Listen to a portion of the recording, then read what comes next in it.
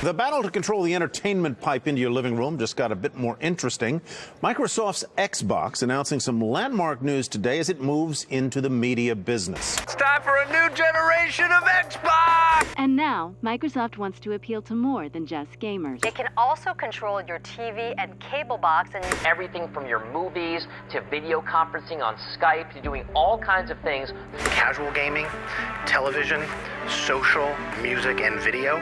The game console will transform into a next-generation entertainment hub For both gamers and non-gamers alike. What if I told you that going forward, our competition is not going to be Sony and Nintendo, but television and media? Oh, God. There's a new contender in the video game wars. Xbox is going to be the future. Truly the future of video games. Xbox. Taking over the living room. Limitless, connected digital entertainment. You guys never understood. The company is going to face fierce competition. Sniper! It's a ticking time bomb. Makes me very nervous to actually play this for you. Xbox getting a major overhaul. A bold vision for the future of gaming.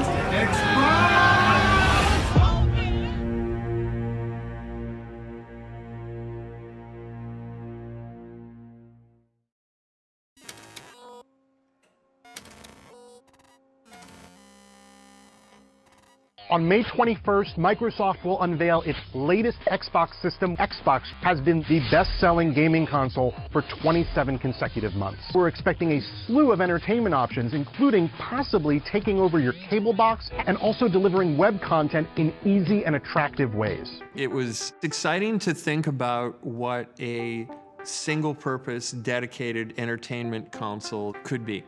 So we picked that as a path with Xbox One. We wanted a broad device that touched all parts of gaming and entertainment. Come on, put your hands in. We wanted to bring new audiences into Xbox. People that were outside of what traditionally was thought of as our core gaming audience. That was really the intent at the time. Within the company, there's always a sense of do more and grow, but I think Dawn was looking for like, what's that next big leap after Connect?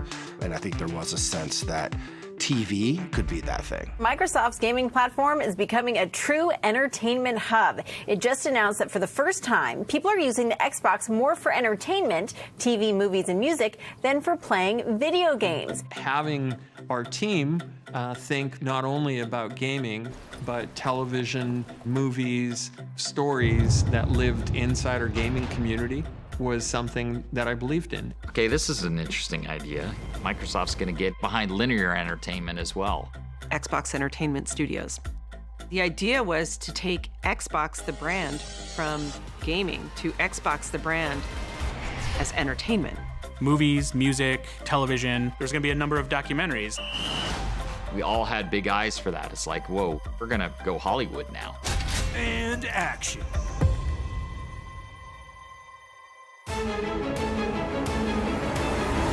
After years in development, Microsoft's next-generation console was finally ready to be unveiled at a media event codenamed Newcastle. Coming off the success of the Xbox 360, expectations were through the roof. Good morning, everyone. On behalf of the entire team, we're thrilled to unveil the ultimate all-in-one home entertainment system. We did a stream from around the world and invited a bunch of media and influencers up to watch. We gathered everybody into the conference room. We have it streaming on our television. We're all really excited. Team Xbox is on a new mission to become the all-in-one system for every living room, the place where your games, TV, and entertainment come alive.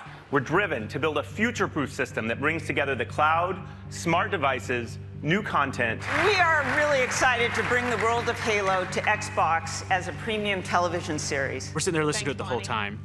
And I remember one of our engineers said, like, they're not even talking about any of the games yet. Are they gonna talk about games? With Kinect, we made you the controller. This is human control for a human experience. It was all about entertainment, even a partnership with Steven Spielberg, and they showed a TV guide at the reveal event. I mean, that was really like the vision. This is the beginning of truly intelligent TV. Xbox, watch TV. You said television. We wanted to hear video games. You know, we showed a few games, but core gamers were left unsatisfied. We're all in the green room, and as each person would get off stage, You know, the execs in the room would ask what the pulse is on social, and it was not good. This is not going well. This is not going well at all. I am really, really disappointed. I think I'm gonna go into mourning now.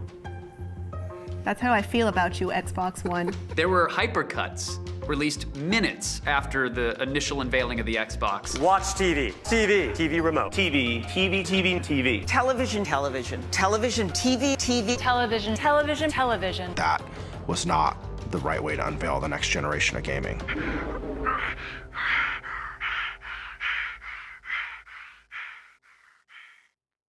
Wow. That was the worst gaming event that I've ever watched, ever. Probably could have done a better job of reassuring people that we were committed to excellence in gaming. The response was so negative, and that was when I knew our lack of focus was going to hurt us with our core audience. I can't even start. The Newcastle reveal really was about showcasing the entertainment proposition that was going to come with the Xbox One. We knew that E3 coming up in a few weeks was about games. We'll talk about all games when we get to E3. In hindsight, definitely not the right decision. You don't tell console gamers to tune into something and then not show them the games. The next evolution of gaming is a voice remote control for your television. The Xbox One reveal had obviously underwhelmed fans, but Microsoft saw an opportunity to right the ship just 3 weeks later, on the game industry's biggest stage. This is an exciting day for our teams. And as we've been promising, it's all about the games. We're excited to share with you a stunning lineup of world premiere gameplay and announcements. The ball's in Microsoft's court, and they come out and they show some games. And then right at the end of their press conference, I remember looking up at the teleprompter. Xbox One will launch this November in 21 markets around the world at $499 in the US. $499. At the time, the ideal price point was $399. Anything that over $399, you're in for a real struggle.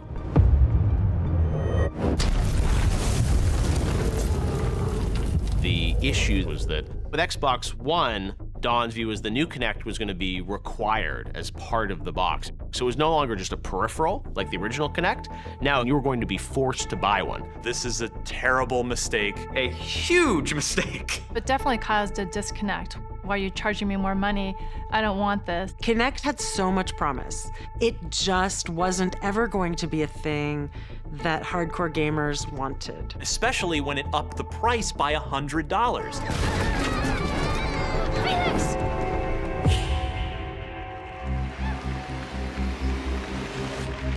And then, later that day, Sony announces the price of the PlayStation 4. I'm very proud to announce that PlayStation 4 will be available at $399.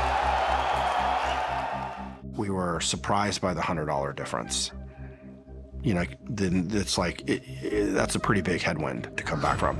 You have essentially the same hardware, but one device is $100 cheaper. Cool, I'm gonna go with that one.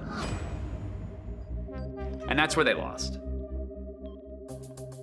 360 set us up for being the best box for developers, the best box for core gamers. And we then flipped it around and said, this isn't a dev box, this isn't a core gaming box, this is an entertainment device. People didn't know what to think, they were just confused. You know, they wanted to push into this digital future. The idea was all connected all the time. The console would have to be able to check in with Microsoft servers or else the games wouldn't work. Your content is available and it's stored in the cloud. There were going to be benefits to this, but Microsoft did a bad job of messaging those benefits. You don't always have to be connected, but for a lot of things like multiplayer gaming, for streaming content from the internet, you're going to need an internet connection. That's the world we live in. One of the biggest points of confusion was how the new, always online device complicated the selling, trading, and gamers' biggest concern, sharing of games. We knew the digital age and era was coming. We knew it. The original concept was you were going to have to be connected to play your games. You're going to play your games on your Xbox One. Here's a disc. Load it in, and you were going to have to get a license for that disc. But you had to be online to buy the license. So it was a great way to not have people do big downloads, but here's the disc and just pass it around. That's it. Simple as that. Well, that wasn't clear. Seems like every single outlet got a slightly different statement on used games. Yep. You can't share games between friends. You don't own the game you're buying. Yeah. Don't pretend like you own this thing that you just paid for. And then stuff got really ugly. Sony came out guns blazing with the immediate response to the Xbox One. This is how you share your games on PS4.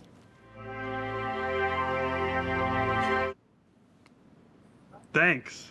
One person just hands another person a disc, because you weren't going to be able to do that with this always online Xbox One. Your game is your game. You own it. You can sell it. You can trade it in. That was that was brutal.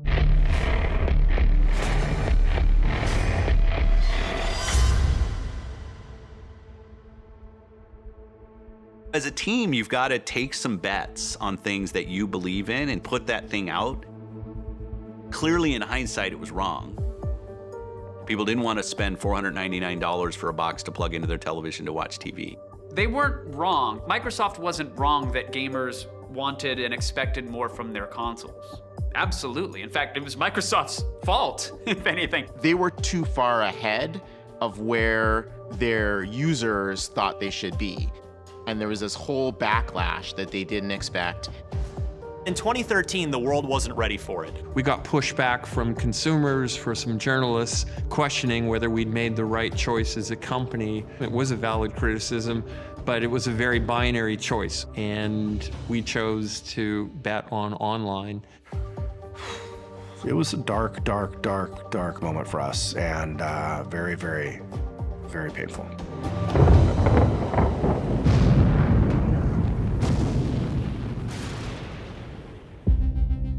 News raced around the tech blogs Monday that the man behind Microsoft's future console, the Xbox One, is leaving the company. I wish that I would have had an opportunity to stay to execute on the vision and the capabilities that the team had created. But I ended up in the summertime announcing that I was going to be leaving. I just remember getting an email from Steve Ballmer that essentially said, Don Mattrick has left. I think we all just sort of looked at each other and were like, okay, so what happens now? There was no fear, no failure. But the rules have changed.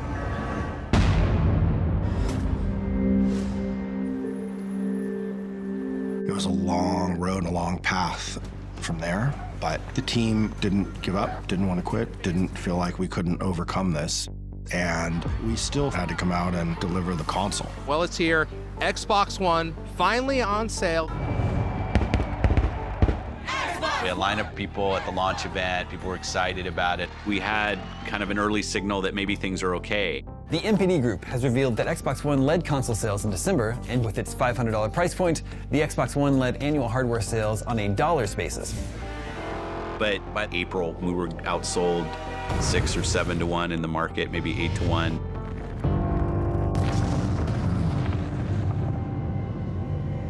This was really bad, like catastrophic bad. The reality is, when you have moments like this, the future of the brand is at stake. You question whether or not you're gonna be here in 5 years. It's never a given that you're gonna get to make another generation of a console. Brands die every day. No one's playing on an Atari anymore. Like, nobody is playing on a Sega Genesis. We felt like our future was at stake. I think Microsoft learned the hard way. If you take your eye off the ball, and if you don't put gamers and games at the center of your ambitions, it's going to come back and bite you. Our fans had lost faith. It's collapsing. How do we re-earn the trust of customers? One thing that was very clear, more of the same was not going to work. Today, Microsoft has announced that Microsoft Studios Corporate Vice President Phil Spencer is the new head of Xbox. Let's talk about your new role. What are you going to be doing? The emergency glass was shattered, and Phil was pulled out and put in to right the Xbox ship that was sinking. He was there early days, studied under Ed Fries, so he knew exactly what made the original Xbox work. He was a gamer, but he was also a longtime Microsoft guy, so he's sort of the perfect hybrid. He is a proxy for gamers. They believe in Phil. I play lots of games with Phil on weekends and evenings, and he's always thinking about the player first. Having someone lead the platform who comes from that place. It was a big turning point for us. We needed somebody that could lead us, that we trusted. We cared about the team. I had no training in running a team of that size or the platform team or the hardware team. So I knew that it would be a challenge. One of the things that was really hard about the Xbox One launch was Phil had more than a broken business. He had a broken culture. There were people who would literally come up to me in tears. Who had killed themselves to try to get a product into market. The product did not make gamers happy. So I knew we had to get the team on board. We have to believe in why we're here. The first thing that Phil did was he went after culture. I wanted to try to continue to see Xbox be an important brand in gaming, but it's not just about me. As a leader, you realize that if we can't empower our great people to do great things, that we should give up. I knew that this effort would take the entire team, and it was going to be incredibly hard. Under Phil's leadership, and with a green light from Microsoft, the Xbox team launched a plan to pull back from the edge of console obscurity. Xbox had a lot of plates to spin. They had to gain the trust of developers, they had to make a statement with the gamers, reverse all the messaging that they made, and that's not a switch that you flip overnight. That can take years. Years. I don't think there was a question around where I wanted to focus. We know that day one customer every year has to be the gamer. You expand from that gaming audience out. With Phil being in charge, it sort of cemented putting a game face back on Xbox. Marty, big news today. Yeah, bombshell. Microsoft announced that a connectless Xbox One is coming June 9th for $399. Yeah. One of the decisions that we had made is that we were going to offer Xbox One without Kinect and lower the price by $100. This is what everyone wanted. Xbox Entertainment Studios, which is better known as the TV division, has been shut down. Shutting down Xbox Entertainment Studios was really just trade-offs we had to make. All of the investments that you're making in that entertainment, the movies, the TV shows and things, are gonna come at the expense of making the same investments in games. And we still had more games we needed to make. Microsoft has announced a new platform for independent developers looking to bring their games to Xbox One. Game content is the thing that's going to drive our success as much as anything else that we do. We needed external independent developers to be successful on our platform. Independent developers have fundamentally changed the way we play games this generation. The smartest move that Microsoft made was they took Chris Charla, who was a developer, and said, we're going to allow self-publishing, and this is the guy who's going to really help that. Players don't care if it's from a big company or a single person. They just want to play fun games. And our job as a platform holder is to make that happen. This is a guy who was a developer, a smart guy. He understands the community. He's been there himself. He was great in that role. Major League Baseball publishes a baseball game through the ID at Xbox program. Fortnite from Epic came through the ID at Xbox program. We have the ability to get, our small, cool little ideas up on the big screen. It's just an amazing experience that none of us really saw coming. Back when Microsoft said Phil's going to be in charge, our faith went way up that things were going to change, and then right away they did. And then when Microsoft showed that they were making these moves, you were like, this has all the opportunities to really go the right way. But the gamers were still upset. And you're like, well, look, it's a big ship, but the changes they just made, give them a chance. While lowering the price of Xbox One and reprioritizing developers were major steps towards getting back into the good graces of gamers, a desire to enlist an entirely new generation of players inspired Xbox to go somewhere it had never been before. Let's go to a place where everything is made of blocks, where the only limit is your imagination.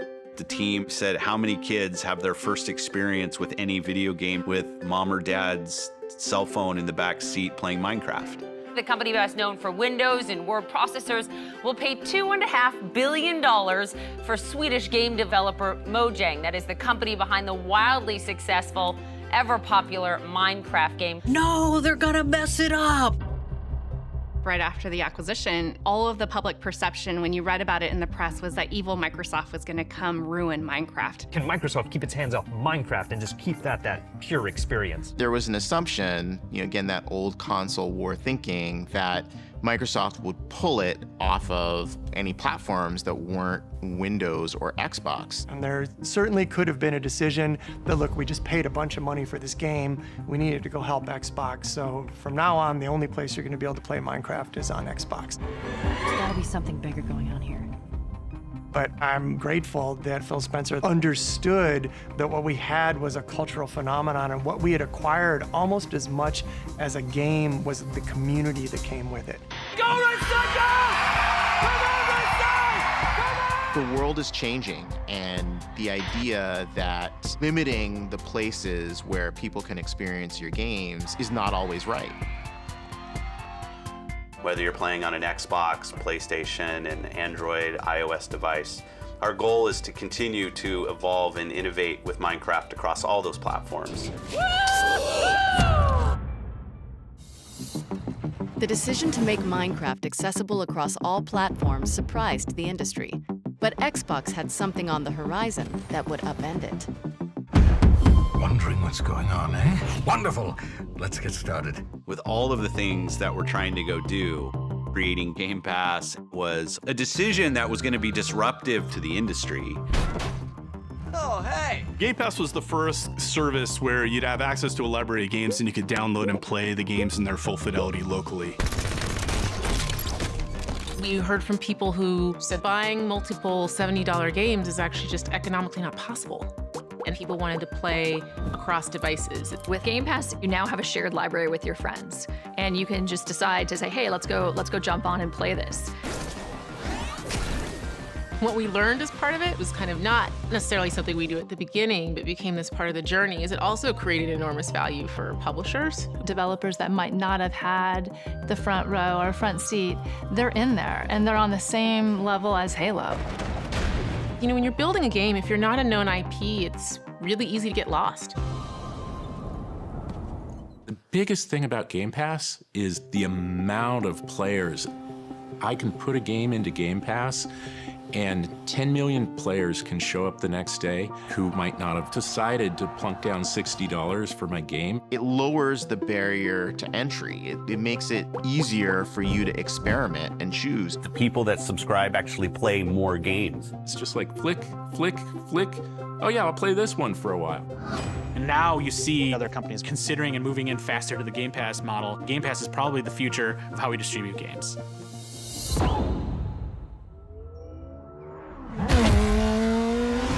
Game Pass revolutionized the landscape of video gaming. But in order to get the most out of the tsunami of new content they were providing, Xbox knew it was time to up the ante. When we launched the original Xbox, we had this tagline. There's no power greater than X. And we were the most powerful. And we owned that. That's what our gamers expected from us. That's what we had delivered early on. We were always the most powerful console. And we lost that with Xbox One. As we thought about broadening what the Xbox One did, we had sort of lost sight of, first and foremost, this is a gaming machine. The PlayStation 4 was a technically superior experience. You know, one friend tells his friends, hey, it's better on PlayStation 4, you should play it over there, and that just spreads. You know, if we were a car company, we always made the fastest car, and that's what our brand was.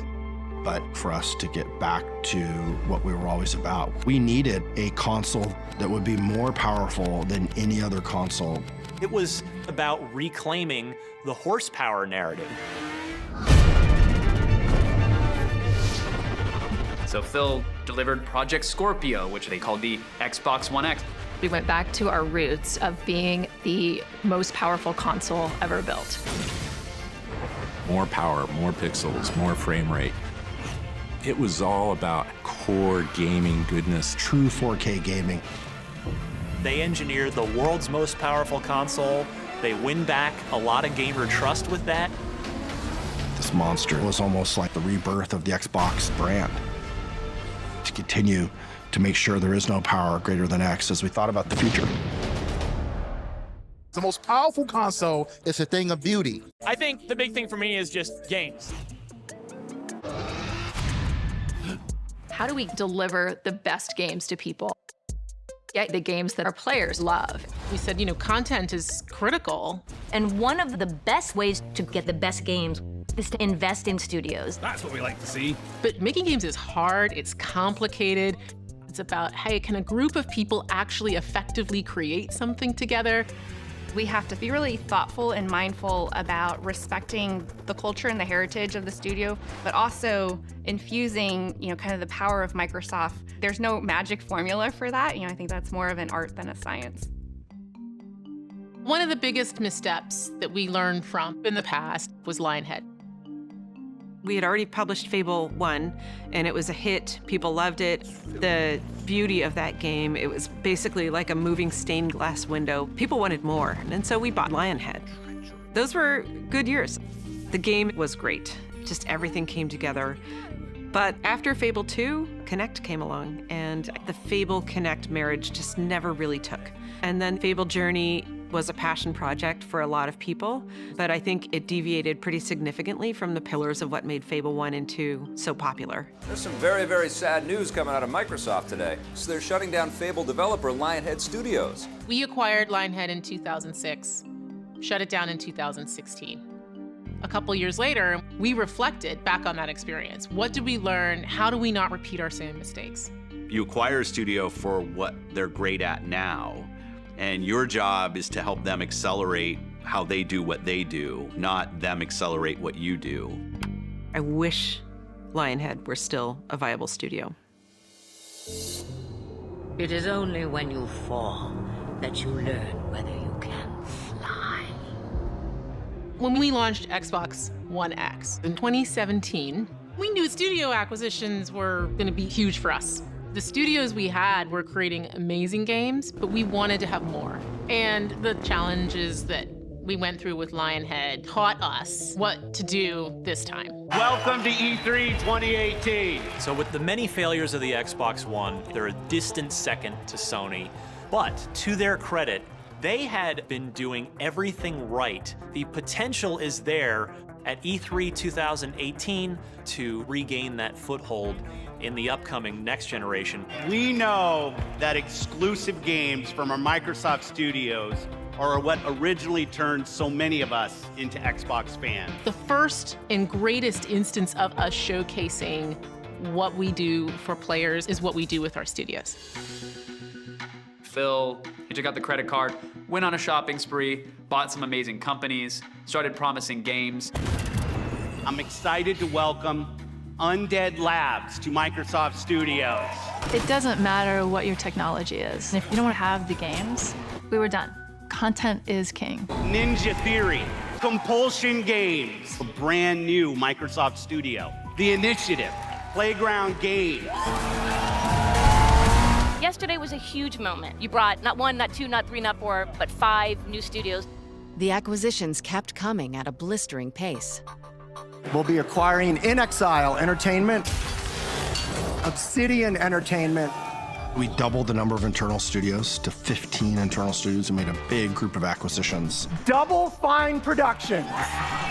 Buying all those studios, Microsoft focused back on the hardcore gamer. We're highlighting 60 games for you. 14 games from Xbox Game Studios and over 30 games premiering in Xbox Game Pass. Let's jump in. This volley of acquisitions created one of the largest, most diverse catalogs in the industry. But Microsoft had its eye on one more target, and it was a big one.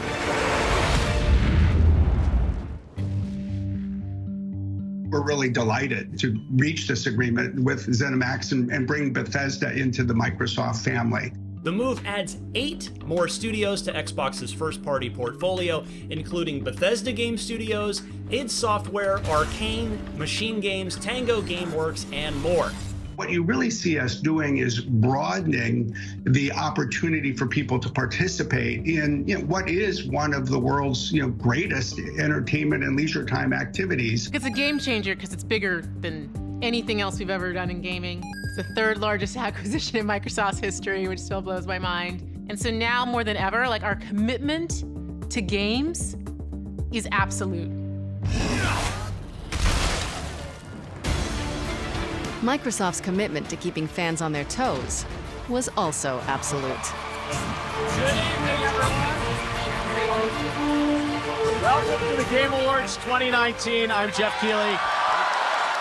World premieres are a big part of this show, and you guys have a lot of expectations on the internet for things. There are lots of rumors, lots of leaks. It's pretty rare, I think, nowadays that any new tech doesn't leak and like nobody knows that it's coming. And then sometimes there's surprises that come out of nowhere. Enjoy this. Let's suppose that you were able every night to dream any dream you wanted to dream. A lot of dreams. And that you could have the power. I don't think anybody saw it coming. It was something completely unexpected. Whoa, is this Elden Ring?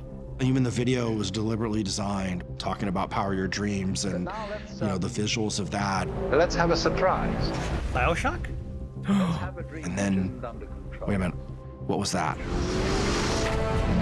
Wait, what? I just saw a car race through, and then there's like a soccer scene, and then by the time I saw Master Chief. That's Halo! Halo. That's what I want. And finally, you would dream where you are now. Seeing the streamers that were streaming and their reactions, that element of surprise is so magical and so powerful. That's it. Oh, it's Scarlet. Oh, yeah! Xbox! This is not the new Xbox console. Wait, this is not the new Xbox console. What? They're showing their new box? What the heck? For 18 years and 3 generations, we've designed Xbox consoles to power your dreams. Oh, my boy! You dog. Meet the Xbox Series X. It was nutso because I had no clue it was coming, and I was there. Our fastest, most powerful Xbox will set a new bar for performance. Games are going to look better. Games are going to play better. It is, in fact, the most powerful console you can have in your living room right now. Yes! Yes! When we talk about freedom to play, Project Scarlet is the formation of our future in cloud. Microsoft, meanwhile, launching a video game streaming service. All your games can be streamed right into your phone or your computer. The same way the original Xbox bridged the gap from early adopters with broadband, this powerful beast of a machine that can play games locally, it's also going to connect to the cloud. So it will bridge the gap between traditional in the living room local gaming and cloud-based gaming. We envision a world where you can play any game with anyone on any device. It is the next instance of what it means to game anywhere. We're streaming from data centers around the world to people's cell phones. We have thousands of people doing it in 3 continents. Like, that's just crazy. And I'll be damned if it doesn't actually, it works. It actually works. Where are we? I'm a big believer in the technology access story of Project xCloud. Think about the way you could unlock community. One of the things we were really focused on with this generation was making Xbox available and appealing to the widest audience. I think we have some unique responsibilities to bring people from different backgrounds into the experience. And in order for us to succeed in that, we need to have the right services and content and creators building things for all kinds of players. It's about creating an opportunity for those that would not have had it otherwise. 2.5 billion people on the planet play video games today, half the connected world. And that is the scale of opportunity a company like Microsoft should go after. Being bold and making bets is part of the culture of what it means to be here. I think that's true now, and it was true from the beginning.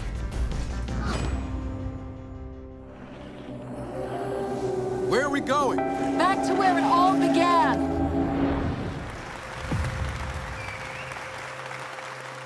And we had some guys at Microsoft came and said, we should do a console.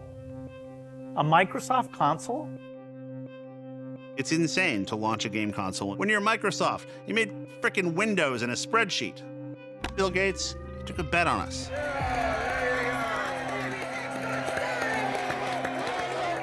Being able to do something very different and revolutionary was where you were getting our energy from. Are you ready? If you think about where we were 20 years ago, when I first moved into the games group, my dad was horrified because gaming wasn't a career and gaming was something that nobody did. One of the most incredible things is this turning point in how gaming is viewed. That evolution of people suddenly seeing the value of the community that comes with gaming. There's a fundamental change to the way we think about human interaction. There he is. We can have deep, meaningful relationships with people a world away that we've never met in person. 11 years of playing together. 11 years. We finally see each other. Even in recent history, throughout 2020, we saw that people recognized this as a way to have a social experience in a time when we had to be distanced. The pandemic got people to rethink how they think about video games. Children can sit and play Minecraft with friends and build and create something and connect. And at the core, that's what Xbox is about. As Xbox continues to grow, I think it's going to continue to shape the future of the gaming community. It goes beyond how many units they sold. It goes beyond which generation they won or were dominant in. I think a company like Microsoft, we should stand for something more than just what place we're in. And I want Xbox to be around forever. And I want to be able to look back on it and say, we really use this opportunity to shape culture. So I'm announcing the Xbox, the future of console gaming, a whole new platform that all of you are going to take in directions that we can't even imagine. And the empowerment that comes out of this is going to be amazing. The power of X.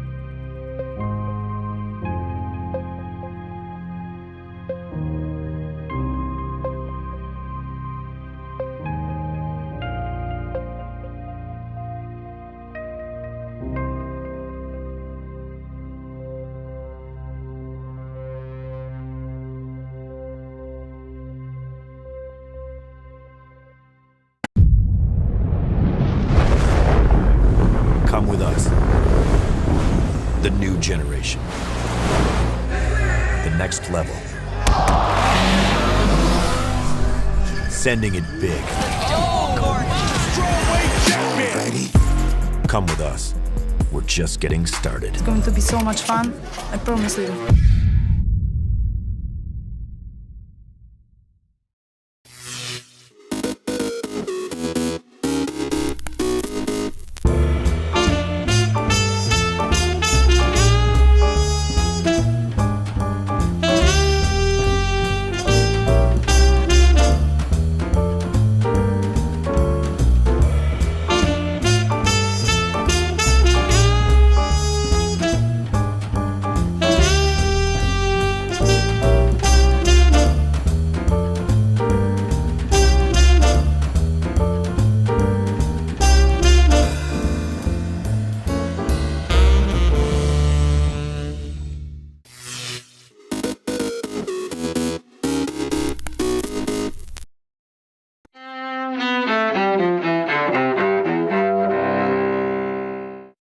July 17th, 1996. It was like a big white flash, and then all of a sudden it turned into this big orange fireball, broke off into two pieces. TWA Flight 800 explodes and crashes off New York's Long Island minutes after taking off from John F. Kennedy International Airport. All 230 on board the Paris-bound flight are killed in the blast, blamed later on a fuel tank explosion, likely sparked by a short circuit in the plane's wiring. 1918. Russia's last Tsar, Nicholas II, and his family are executed by their Bolshevik captors. That happens the year after the Russian Revolution topples the monarchy from power. 1955. To all who come to this happy place, welcome. Disneyland is your land. Entertainment giant Walt Disney opens his latest creation, the Disneyland theme park in Anaheim, California. 1979. Nicaragua's dictator Anastasio Somoza resigns and flees into exile in Miami.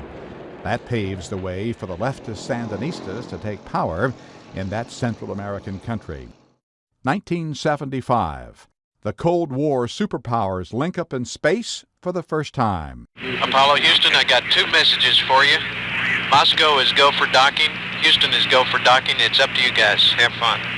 As an American Apollo capsule docks with a Soviet Soyuz spacecraft. 1961. Baseball Hall of Famer Ty Cobb, considered one of the game's best all-round players, dies in Atlanta, Georgia. Cobb was 74. And 1967. John Coltrane, the jazz composer and musician, dies in Huntington, New York. He was 40. Today in history, July 17th. Rawson's The Associated Press.